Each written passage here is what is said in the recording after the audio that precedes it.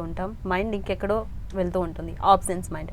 So absence mind people ఎక్కువైపోతూ ఉన్నారు. దాని నుంచి ఓవర్కమ్ చేయాలంటే ఏం చేయాలి? మైండ్ ఉండే క్వాలిటీ అది, దట్ ఇట్ కీప్స్ జంపింగ్. మైండ్ని మంకీ అంటారు. ఓకే, ఒకదాని నుంచి ఒకదాని జంప్ చేస్తూ ఉంటుంది మైండ్. ఇప్పుడున్న వర్క్ నీ పర్పస్తో మ్యాచ్ కాకపోతే, నీకు మైండ్ని ఈ ప్రజెంట్లో ఉంచడం అలవాటు లేకపోతే అట్లా వెళ్ళిపోతుంటుంది. ఇప్పుడున్నది ఏదో క్లాస్లో కూర్చుంటాము, సినిమా గురించి నడుస్తుంటుంది. ఓకే, సో నీ మైండ్ని నీ పర్పస్తో మ్యాచ్ చేసుకుని నిలపడం వస్తే మైండ్ ఇట్లా నించుంటుంది, ఎక్కడ కావాలో అక్కడ ఆగుతుంది. మనం ఆ ప్రాసెస్ని మిస్ చేస్తాం. ఎంతసేపు ప్రెషరైజ్డ్లో, లేకపోతే ఏదో చెయ్యాలి, ఏదో పరిగెట్టాలి, అదేదో చేయాలనే దాంట్లో ఉన్నప్పుడు కొన్నిసార్లు వీ లూజ్ ద లింక్, మొత్తానికే పోతుంది. అందుకని మైండ్ని నిలపడం, mind is a muscle, by exercise వస్తుంది.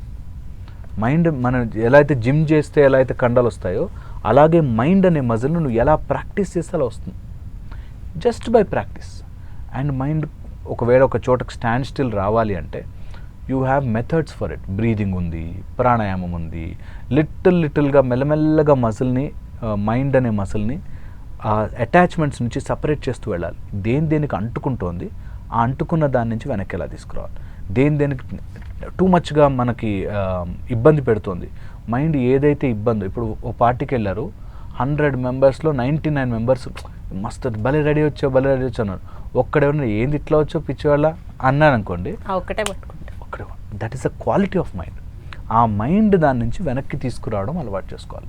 అప్పుడు మైండ్ ఎక్కడ ఉంటే అక్కడ యాబ్సెంట్ మైండ్ అవ్వదు. Mind is always there where you want, నీ కమాండ్ని బట్టి ఉంటుంది. చాలా ఇంపార్టెంట్. అండ్ ఇంకోటి ఏంటంటే, అసలు హ్యాపీగా ఉండాలని చాలామంది అనుకుంటారు. హ్యాపీగా ఉండాలంటే ఏం చేయాలి? సెల్ఫ్ కేర్ యొక్క ఇంపార్టెన్స్ ఏంటి? సెల్ఫ్ కేర్ ఏ విధంగా ఉండాలి? చాలా ఇంపార్టెంట్. సెల్ఫ్ డిసిప్లిన్ అందాం. సెల్ఫ్ లవ్ కంటే, సెల్ఫ్ కేర్ కంటే self discipline is more important.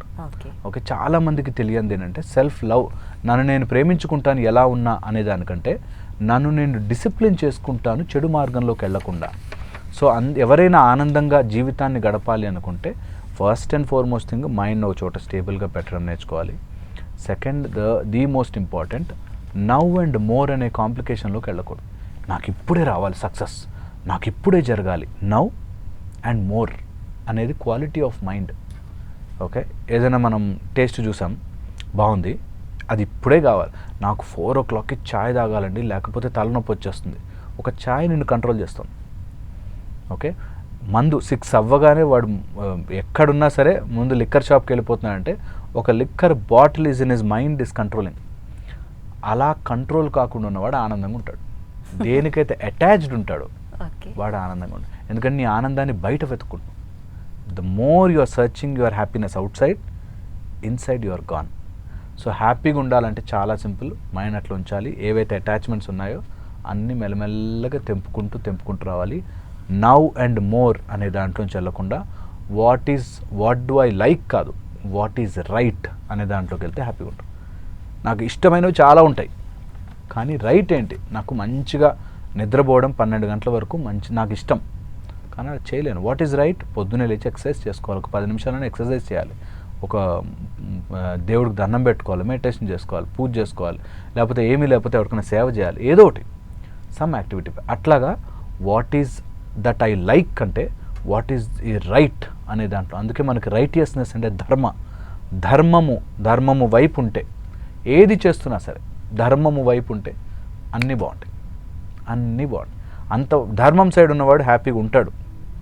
అధర్మం సైడ్ వెళ్ళినవాడు, ధర్మం ఆఫ్ యువర్ బాడీ ఉన్నవాడు స్లోగా డిప్స్.